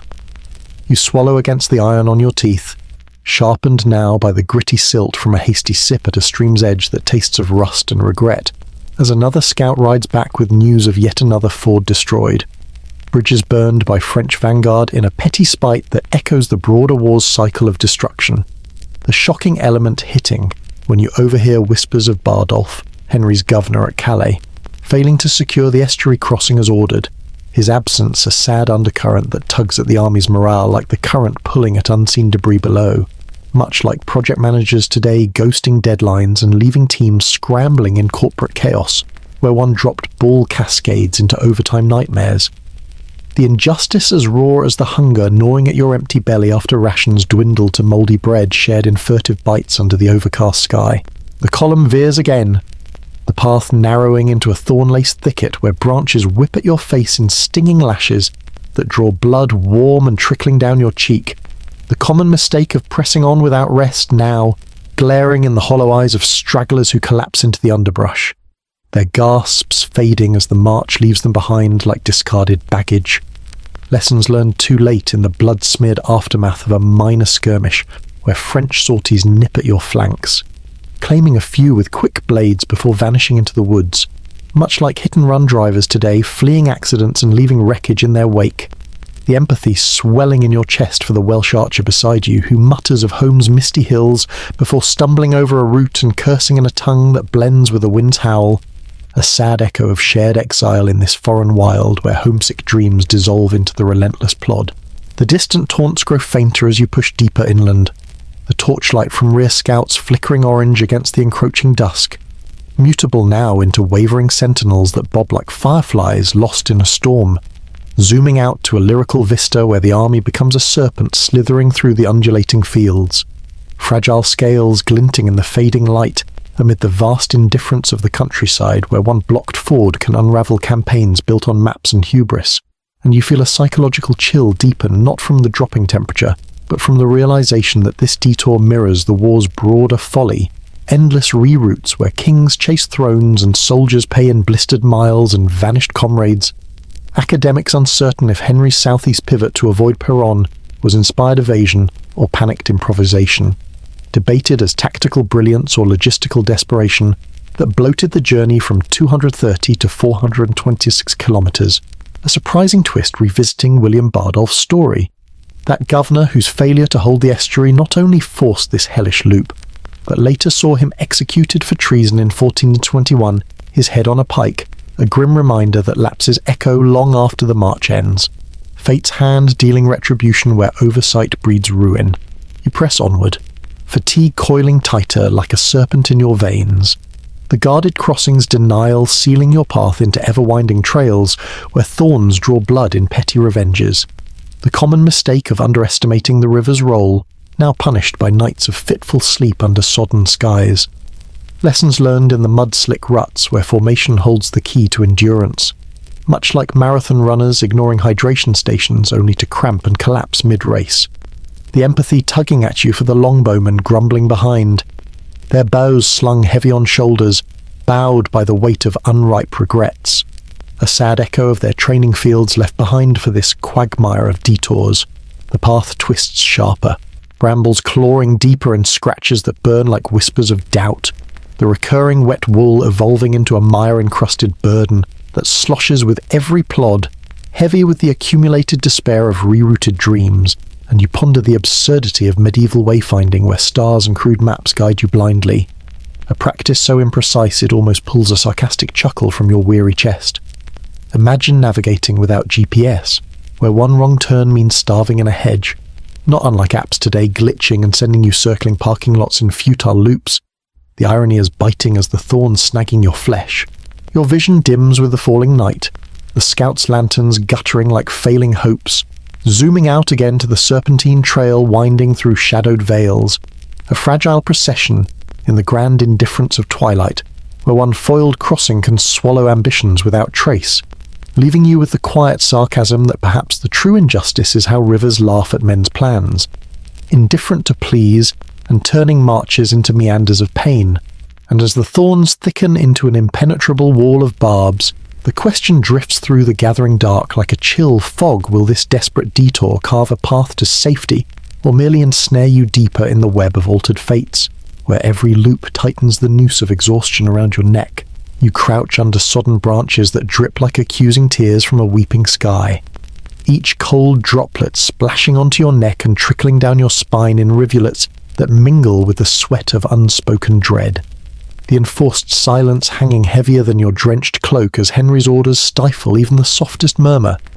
leaving the camp a tomb of hushed breaths where the clammy chill seeps into your bones amid the rustle of leaves that sound like faint accusations from the encroaching woods. Wondering if this eve of battle on October 24th, 1415 will be your last under the indifferent stars. Historians still debating whether the king's mandate for quiet was tactical genius to prevent French night raids, or a desperate bid to mask the army's fraying nerves after the grueling march from Harfleur, where dysentery claimed more souls than swords, much like how modern special forces impose radio silence during ops to avoid detection. The irony curling in your mind as you realize this medieval blackout feels less like strategy and more like burying your fears in the dark, far removed from today's noise-cancelling headphones that block out the world with a button press while you huddle here, ears straining for every snap of twig that could herald doom. The wet wool of your hood mutated now into a sodden veil sodden with rain, and the night's relentless weep, heavy with the accumulated damp that breeds a prickling rash across your scalp like tiny needles of anxiety, clings to your head in a smothering grip, its fibres matted and cold against your forehead, where fever lingers from the flux's parting gift, the fabric's weight pulling at your neck as if the shadows themselves are tugging you downward into the earth's embrace. An absurd historical tidbit whispering through your tense vigil about how medieval soldiers sometimes smeared their cloaks with beeswax to repel water, a sticky barrier that attracted insects more than it warded off the wet, not unlike waterproof jackets today that promise dryness but trap sweat in a personal sauna of discomfort. Drawing a light sarcasm from your silent thoughts are the evolution of misery, where wax gives way to Gore-Tex, yet the chill remains eternal, a far cry from cozy blankets on rainy nights where you binge-watch storms from safety. You shift slightly on the damp ground, the iron on your teeth sharpened by the gritty residue of a hasty chew on hardtack that crumbles like ancient stone in your mouth, as the torchlight from a distant sentry flickers orange against the tree trunks, mutable now into wavering spectres that elongate and twist like souls unwilling to rest, casting faces carved by dread in stark relief, where eyes gleam with the unspoken fears of dawn's unforgiving light that will reveal the French host arrayed across the field, their numbers swelling to perhaps 20,000 while your 6,000 huddle here in ragged lines. the shocking element of it all hitting like a fresh gust when you overhear a whispered prayer from the archer beside you, invoking St. Crispin, whose feast day tomorrow might mark your end rather than celebration. A sad undercurrent welling in your chest for this Welshman, whose bowstring calluses tell of years practicing under Edwardian laws that mandated archery for every able man. His family back in the valleys, likely whispering the same saints' names over empty hearths, much like families today lighting candles during blackouts, grasping for comfort in rituals that bridge the gap between hope and helplessness. The injustice as raw as the blisters on your palms from sharpening stakes that now bristle in front of your position like wooden teeth ready to bite at charging horses. The enforced hush amplifies every drip from the canopy, turning the night into a symphony of subtle torments where a comrade's stifled cough rings like thunder in your ears. The common mistake of breaking silence now punishable by lashes that Henry metes out without mercy to maintain this veil of calm. Lessons learned from earlier raids, where noise betrayed positions and invited French sorties that nipped at your flanks like wolves in the mist. Much like stealth modes in video games where one ping alerts the enemy horde, the empathy tugging at you for the young squire shivering nearby, his first campaign turning dreams of knighthood into nightmares of this sodden vigil. A sad echo of your own initiation at Shrewsbury, where you charged at 16 only to carry scars that throb in the damp like old grudges. The woods creak with the wind's passage, branches swaying like judgmental fingers pointing at the French camp across the way, where faint laughter and music drift on the breeze in defiant contrast to your imposed quiet. The psychological chill deepening not from the dropping temperature, but from the realization that this silence mirrors the broader standoff, two armies poised like coiled springs, where Henry's eagerness to deploy first at dawn might catch the French off guard or expose your exhaustion. Academics uncertain if his tour of the lines that night, encouraging with quiet words, was inspired morale-boosting or desperate placation of mutinous whispers, debated as leadership brilliance or the mask of a king hiding his own doubts. A surprising twist revisiting Thomas of Clarence, your brother who led the Eastern siege at Harfleur and now shares this vigil. His earlier bout with Flux a near-fatal echo that spared him only to face tomorrow's charge. Fate's hand dealing survival laced with the spectre of recurrence amid the night's clammy grip. You wrap your arms tighter around your knees, the torchlight dimming as clouds swallow the moon, the recurring wet wool evolving into a rain-saturated cocoon that steams faintly from your body heat, heavy with the accumulated whispers of prayers dissolving into the ether where saints might listen or ignore as they please, and you ponder the absurdity of medieval night watches, where soldiers tied bells to their wrists to stay awake. A tinkling alarm that often failed against fatigue's pull,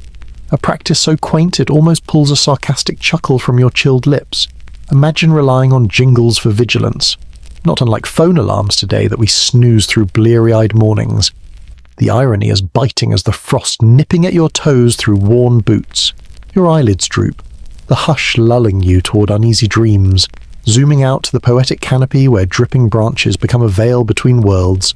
fragile barriers in the vast silence of anticipation where one dawn can shatter empires or forge legends from the quiet,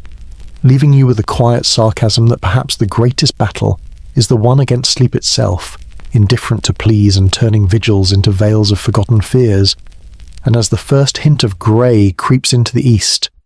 the question drifts through the dripping dark like a chill breath. Will this hushed night birth victory's light, or merely unveil the dawn where unspoken terrors take flesh and form? You strain against the bowstrings, bite on raw fingers, blistered from days of drawing and loosing in the relentless downpour. The yew-wood creaking under tension like bones protesting their fate as you unleash feathered fury into the advancing French mass. Arrows hissing through the crisp October air of 1415 like a swarm of vengeful wasps darkening the sky in a storm that blots out the weak morning sun,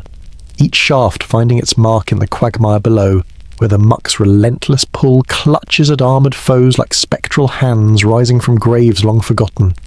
their plate-clad forms sinking amid the acrid scent of fear, sweat and horseflesh, mingled with the iron on your teeth sharpened by the gritty bite of bowstring wax that flakes into your mouth with every release. Historians still debating whether this arrow stormed tens of thousands loosed in the first minutes by 5,000 English and Welsh archers Was the decisive blow that shattered the French charge, or merely the opening act in a tragedy scripted by overconfidence and mud, given how the recently ploughed fields, sown with winter wheat and turned to glue by overnight rain, transformed cavalry knights into stumbling targets, much like how modern tanks bog down in Ukrainian black soil during spring thaws? The irony twisting in your arched back as you realise these noble lords,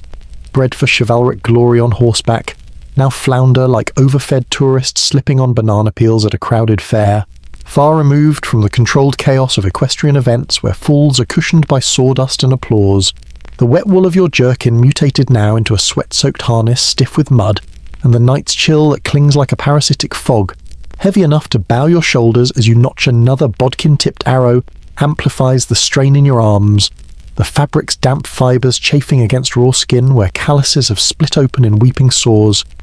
an absurd historical tidbit flickering through your focused haze about how archers sometimes wrapped their bowstrings in silk from captured French banners to prevent slippage in rain. A luxurious hack born of battlefield scavenging that smells faintly of perfume even amid the carnage.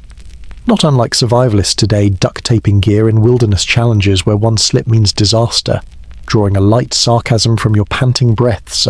the elegance of war, where stolen finery keeps your aim true while nobles drown in their own finery below. A far cry from precision rifles with laser sights that make marksmanship feel like cheating in air-conditioned ranges. You loose again? The thrum of the string vibrating through your chest like a heartbeat too frantic, as the French vanguard's 6,000 dismounted men-at-arms, led by the Constable d'Albret and the Duke of Alençon, plows into the arrow hail. Their shortened lances meant for close quarters now useless at range, where bodkins punch through visors and gorgets in sprays of blood that mist the air red. The shocking element of it all hitting like a fresh volley when you spot a knight's horse rear and throw its rider into the churn, the beast trampling its own lines in panic amid screams that pierce the din. A sad undercurrent welling in your chest for these beasts of burden, bred for war yet innocent in the slaughter, their wide eyes reflecting the terror of riders who charge with banners of golden fleur-de-lis flapping wildly, much like factory farm animals led to abattoirs unaware of the blade ahead. The injustice as raw as the welts rising on your fingers from the bow's recoil. Common mistakes like the French decision to advance without clearing the flanks now glaring in the chaos where cavalry wings falter under your volleys. Lessons learned too late in the blood-slick mud where cohesion dissolves like salt in rain. Akin to corporate mergers gone wrong where overambitious expansions collapse under their own weight. The torchlight from last night's vigil lingers in memory, mutable now into the pale dawn glow filtering through clouds that cast the field in ghostly pallor, zooming out to a lyrical vista where the arrow storm becomes a veil of feathered judgment descending on the plain, fragile threads in the grand weave of fate, where one loosed shaft can fell dynasties or spare a peasant's son, and you feel a psychological chill amid the sweat beading on your brow. Not from the cold, but from the realization that this fury mirrors the siege at Harfleur where underground clashes buried men in collapsing tunnels, now above ground, where the mud entombs the living in armoured coffins. Academics uncertain if the longbow's evolution from Welsh hunting tool to war machine was the true equaliser, or if English training laws since 1252, mandating weekly practice, tipped the scales, debated as cultural mandate or enforced drudgery that turned farmers into killers. A surprising twist revisiting Edward of York's story. Henry's uncle who led the centre line only to be trampled in the melee ahead. His death a footnote in the charge but a personal loss that would haunt the king. Fate's hand dealing irony where a duke falls not to arrows but to the crush of his own allies' panic. You notch another arrow from your dwindling quiver, the feathers fletched with goose quills that whisper against your cheek in the draw. The common mistake of the French shortening lances for close combat now punished, as your longer-reach pole arms jab at their exposed groins and legs in the press. Lessons learned in the spray of arterial blood that arcs like macabre fountains. Much like fencers today extending foils for that crucial inch of advantage, in bouts where millimetres decide victory. The empathy tugging at you for the French squire flailing in the mud, his youth no shield against the bodkin that pins him like a butterfly. A sad echo of your own initiation at Shrewsbury, where you loosed your first volley at 16, scars from that day throbbing in sympathy under your sleeve. The field churns into a quagmire of flailing limbs and sinking steel, the acrid scent of pierced bowels rising in waves that gag you mid-draw, the recurring wet wool evolving into a blood-spattered harness that steams from the heat of exertion, heavy with the gore of fallen foes that slicks your grip and turns the bow slippery, and you ponder the absurdity of medieval arrowheads forged with barbs to prevent easy removal, a vicious design that ensured wounds festered like grudges, a practice so barbaric it almost pulls a sarcastic chuckle from your strained lungs. Imagine crafting pain with intent, not unlike spam emails today that hook you with fishing barbs designed to linger and infect, the irony as biting as the twang of your string sending another shaft into the fray. Your arms burn with the effort, the torchlight's memory fading into the strengthening dawn that illuminates the carnage in harsh detail, zooming out again to the poetic storm where arrows fall like judgment's rain on the plain. Fragile harbingers in the vast deluge of war where one volley can drown ambitions or merely water the seeds of revenge, leaving you with the quiet sarcasm that perhaps the true vengeful grip isn't the quagmire's, but history's, indifferent to please, and turning triumphs into echoes of pain. And as the French lines buckle under the feathered onslaught, the question arrows through your mind like a stray shaft: will this fury claim the day, or merely deepen the mud with the weight of noble pride swallowed whole? Where spectral hands pull deeper into the earth's unforgiving maw, you plunge into the seething press of armoured bodies where the air thickens with the metallic clang of hammer on helm, resounding like a blacksmith's frenzy gone mad. Each swing of your mallet sending jolts up your arms that burn hotter than the forge's coals, the slick warmth of spilled life coating your hands in a viscous glove that slips and sticks with every strike, as highborn legacies shatter under your blows with cracks that echo the breaking of ancient dynasties. The filth of battle clinging to your skin like a shroud, woven from forgotten injustices where mud and gore blend into a paste that cakes your face and fills your nostrils with the acrid reek of iron and offal. Each breath a laboured gasp that tastes of the coppery tang on your teeth, now intensified by the spray of arterial mist from a viced knight whose gorget buckles under your assault. Historians still arguing whether this chaotic melee at Agincourt on October 25th, 1415, marked the death knell of chivalric warfare or merely accelerated its decline. Given how the English archers, bows discarded for axes and daggers, turned the field into a butcher's yard where 5-to-1 odds favouring the French dissolved in the crush, much like how overcrowded mosh pits at rock concerts devolve into trampling chaos when the crowd surges without escape routes, the irony twisting in your sweat-stung eyes as you realise these French nobles, bred for tourney glory with lances and chargers, now flail in the quagmire like overconfident executives in a team-building ropes course gone horribly wrong, far removed from the polished boardrooms where power plays end with handshakes instead of hammers to the skull. The wet wool of your jerkin mutated now into a gore-soaked harness, stiffened by drying blood and the night's chill that seeps through rents in the fabric, heavy enough to bow your posture as if bearing the weight of every fallen soul amplifies the misery, its fibres matted and abrasive against raw grazes where enemy gauntlets have clawed in desperate grapples, the fabric's damp grip pulling at your every lunge while comrades scream and fall around you in a tangle of limbs that turns the mud into a living morass sucking at boots like the earth's own vengeance, an absurd historical tidbit flickering through your adrenaline haze about how some knights shortened their lances for close quarters only to find them useless against your longer pollexes that jab at groins and armpits in vicious thrusts, a modification born of arrogance that backfired spectacularly. Not unlike car customizers today, chopping exhausts for louder roars only to fail emissions tests and choke on their own fumes. Drawing a light sarcasm from your grunting exertions are the folly of tailoring tools to ego, where a few inches mean the difference between triumph and a muddy grave. A far cry from adjustable gadgets that adapt with a flick of a switch. You swing again, the hammer connecting with a dented bassinet in a symphony of grunts and cracks that reverberates through your skull. The slick warmth now splashing across your vision in crimson flecks that blur the faces of foes turned frantic beasts. The shocking element of it all slamming into you as you spot King Henry himself in the thick, his coronet helm gashed by an axe blow that nearly felled him, saved only by his brother Humphrey of Gloucester who shields him with a desperate parry, a sad undercurrent welling in your chest for this royal pair, brothers bound by blood and battle where one misstep could end a dynasty mid-stride, much like celebrity siblings today navigating scandals that threaten family legacies in the public eye. The injustice as raw as the welts rising on your knuckles from the mallet's recoil. Common mistakes like the French, pressing their second line too soon, now glaring in the chaos where rear ranks trample their own wounded in blind momentum. Lessons learned too late in the blood-slick press where cohesion shatters like brittle steel. Akin to stock market panics where herd mentality drives crashes that savvy traders exploit from the sidelines. The torchlight from scattered brands dropped in the fray flickers orange against the heaving mass. Mutable now into erratic bursts that illuminate grotesque tableaus of entangled men, where daggers plunge into joints and eyes widen in final surprise, zooming out to a lyrical vista where the melee becomes a writhing serpent coiled in the mud's embrace. Fragile threads of life snapping in the grand knot of fate, where one hammerfall can unravel lineages or weave new myths from the fray, and you feel a psychological chill amid the sweat pouring down your back,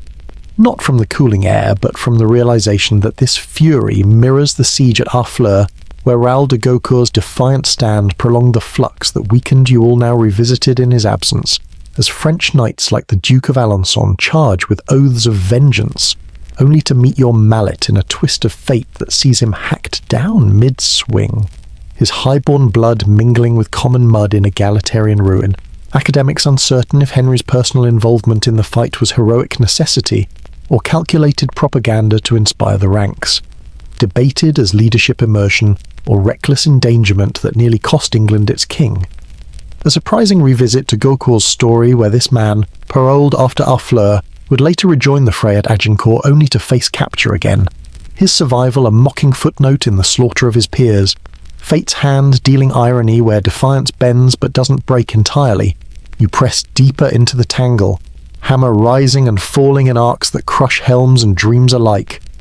The common mistake of the French dismounting their knights to mimic your formation, now punished as their heavy plate mires them in the suck.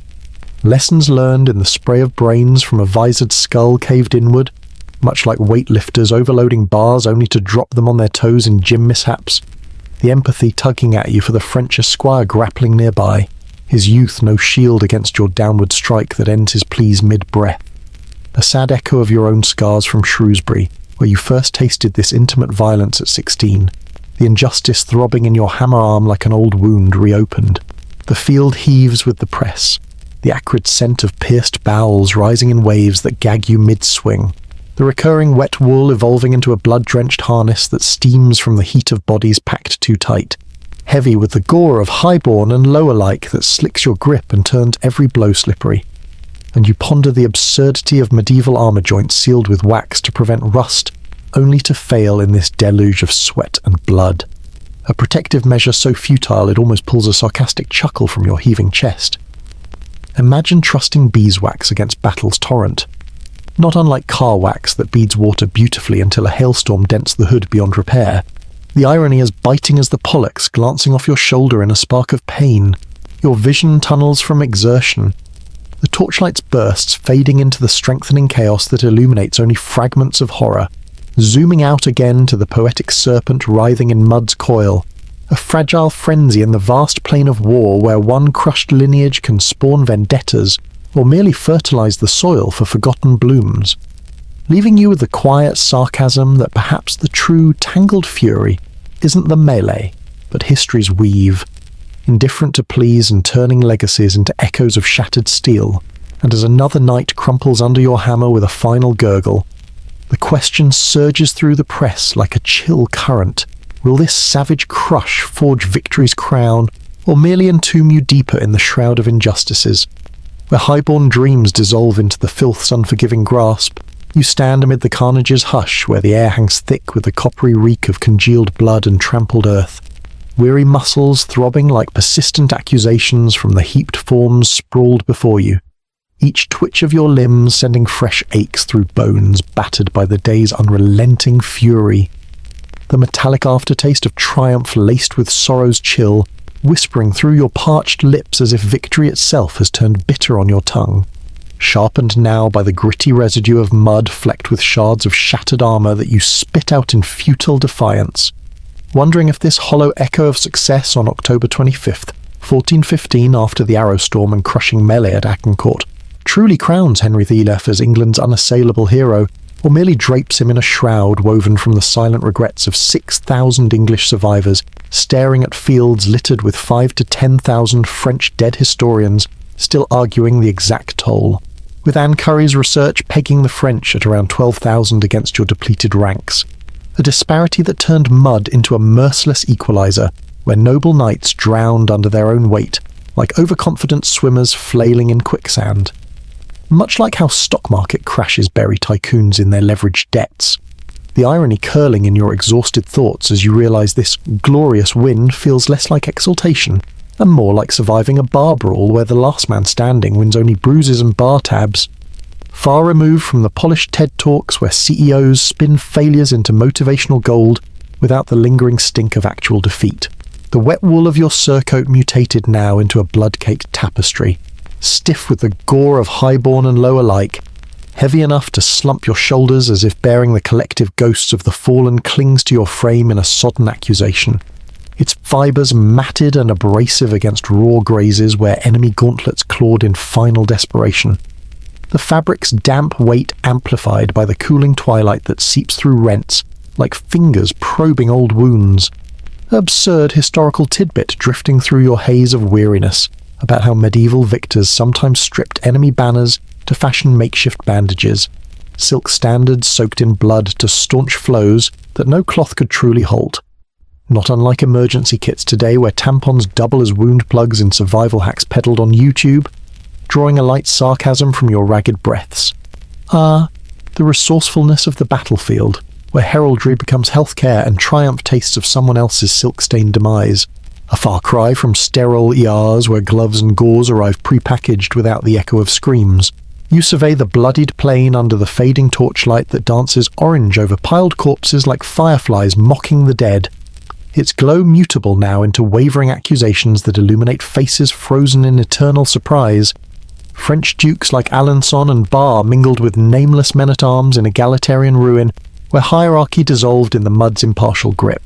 The shocking element of it all slamming into you as you spot the Duke of York, Henry's own uncle trampled unrecognisable under the crush, his royal blood seeping into the soil like a sad undercurrent of familial loss that tugs at your chest, reminding you of brothers lost in the siege flux or the march's hardships. Much like families today scrolling through casualty lists after disasters, grasping for names that blur through tears, the injustice as raw as the welts on your hands from prying rings off swollen fingers for spoils that feel tainted now. Common mistakes like the French's disorganized charge pushing rear lines into the wounded front now glaring in the aftermath silence, where cohesion could have saved thousands.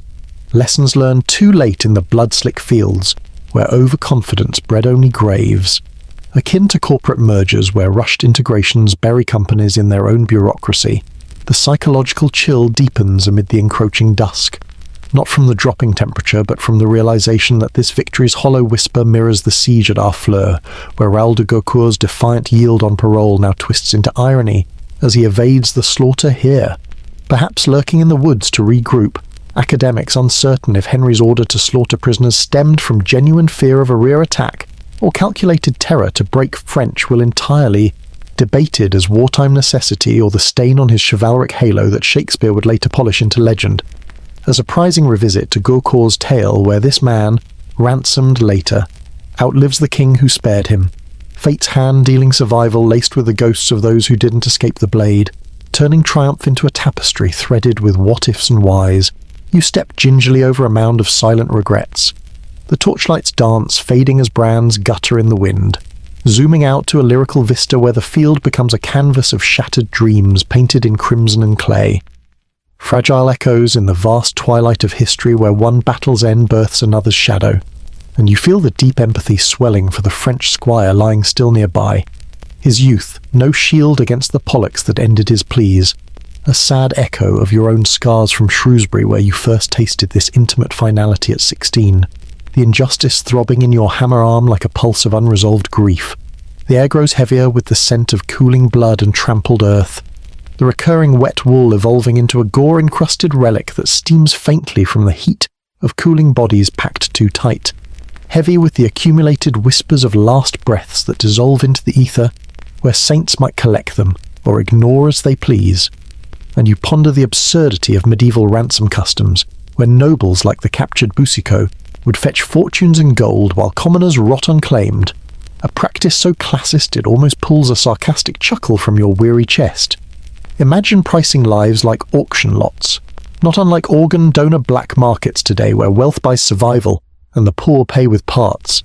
The irony is biting as the frost nipping at your toes through rent boots. Your gaze lingers on Henry's distant figure, conferring with captains amid the heaps,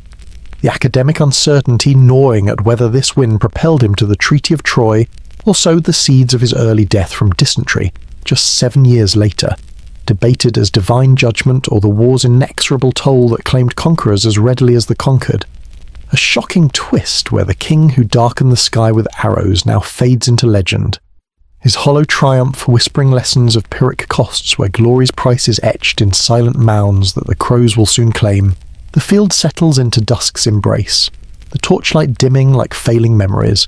zooming out once more to the poetic plain where regrets mound like silent sentinels, guarding the weight of what was irrevocably shattered,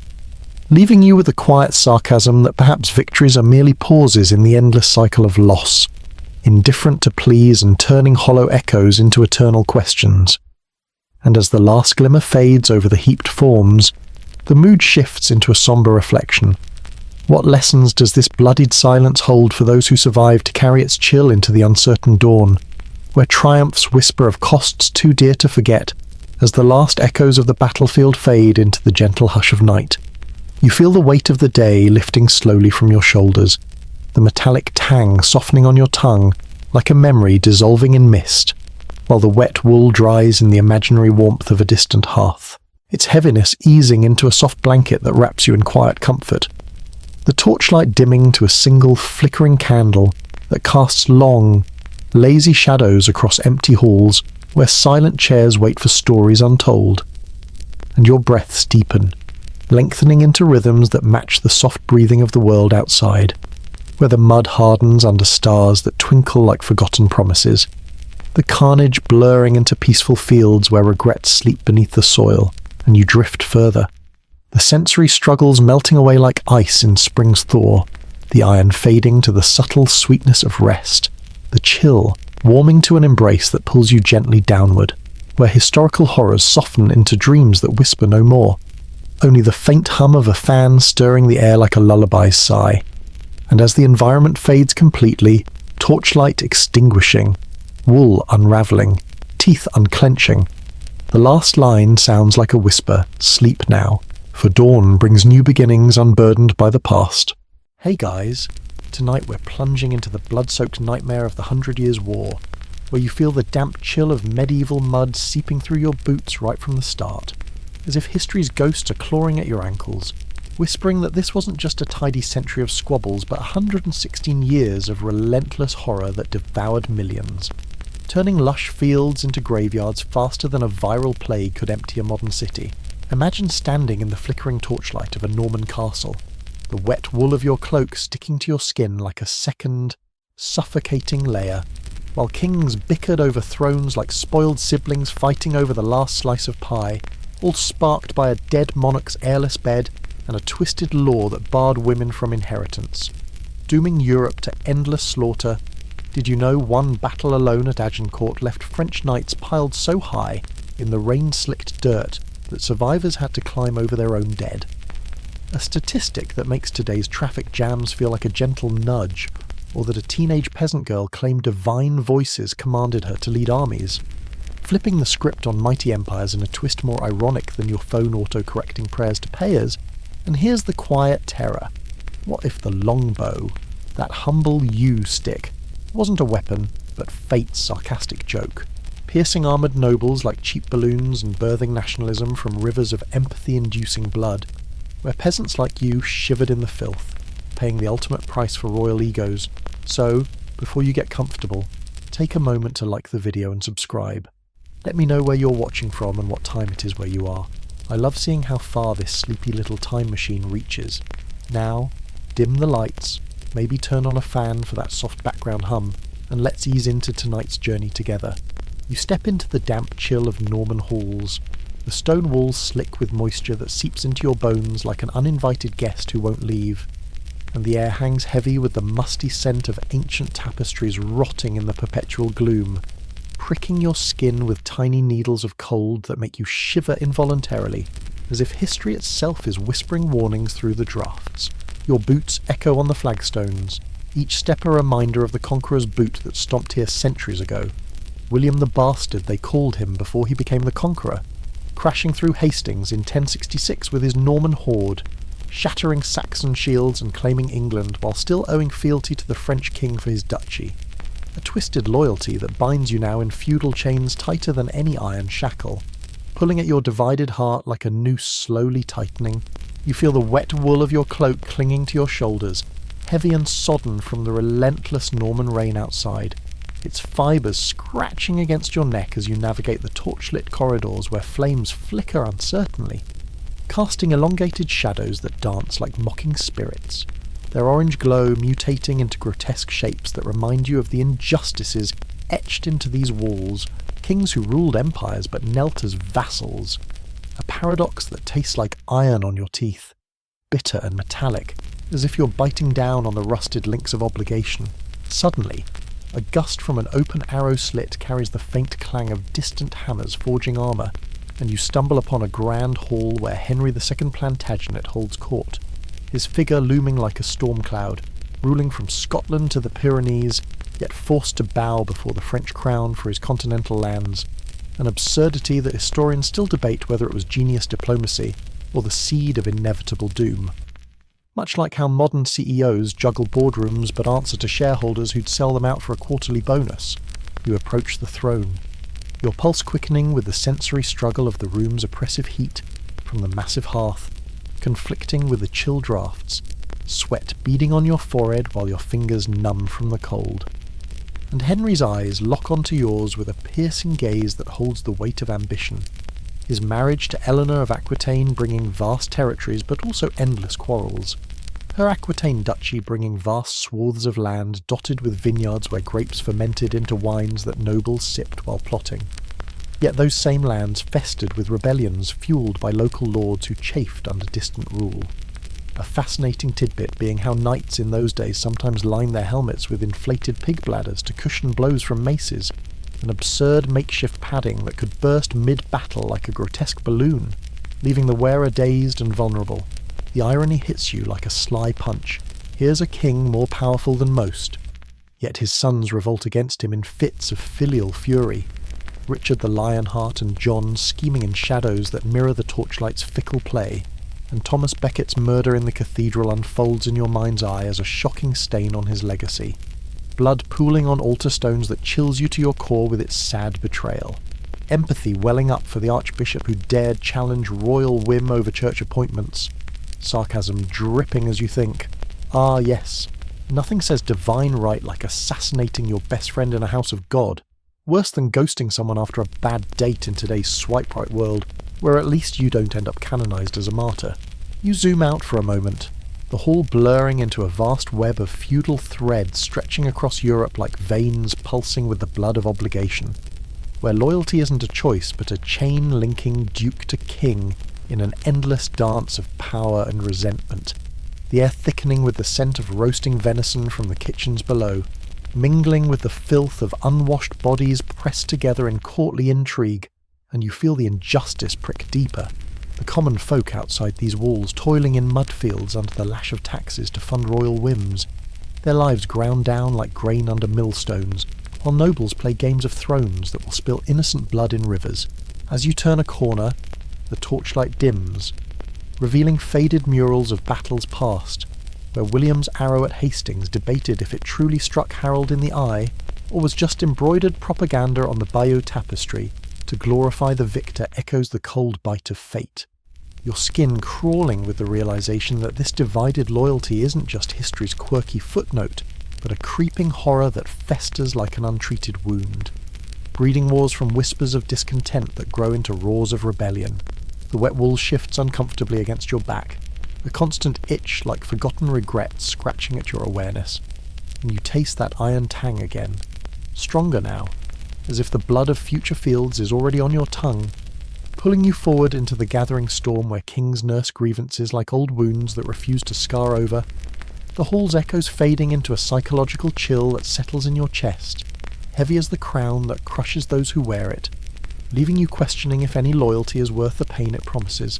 the shadows lengthening as if to swallow the light entirely. The maps in a side chamber sprawl across tables like flayed skins under the sputtering torch, borders drawn in faded ink that bleed into one another, symbolising the messy entanglement of Anglo-French fates where one man's duchy becomes another's dominion, and you trace a finger along the line of Normandy, feeling the rough parchment snag your skin, a sensory reminder of territories won through conquest but held by fragile oaths. Henry's empire, a patchwork of pride and peril that mocks the notion of stable rule with its constant fractures. The room spins slightly in your vision, a zoom out to the broader tapestry of Europe where Holy Roman emperors watch with envious eyes from their fragmented realms. A sarcastic mirror to this Anglo-French mess where power is as illusory as the torchlight's warmth, and you can't help but chuckle inwardly at the thought. Imagine explaining to a medieval knight that one day nations would draw lines on digital maps and call it peace. No different from kids fighting over playground turf but with nuclear deterrents instead of catapults, the absurdity lingering like how some Norman healers prescribed leech treatments to balance the humours before council meetings, believing bloodletting sharpened the mind for intrigue, though historians argue if it was genuine medicine or just a placebo for the paranoid, much like chugging coffee before a Zoom call.